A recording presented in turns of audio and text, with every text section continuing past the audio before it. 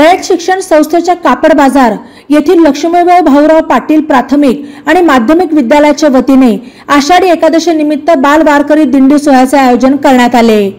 हातात भगवे ध्वज, टाळ मृदुंगाचा निनाद, जय हरी विठ्ठल, ज्ञानोबा तुकोबाचा जयघोष करत बाल वारकऱ्यांनी शहरातून दिंडी काढली। विठ्ठल, रुक्मिणी आणि संतांची वेशभूषा करून घोड्यांच्या रथात स्वार झालेल्या बाल वारकऱ्यांनी सर्वांचे लक्ष वेधले।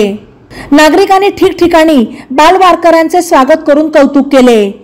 कापड बाजार, नवी पेठ आणि अर्बन बँक मार्गे दिंडी पुन्हा शाळेत पोहोचली।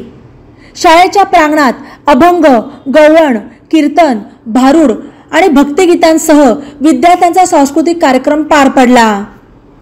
बाल दिंडीसाठी प्राथमिक विभागाचे मुख्याध्यापक शिवाजी लंके आणि माध्यमिक विभागाच्या मुख्याध्यापिका छाया काकडे यांचे मार्गदर्शन लाभले।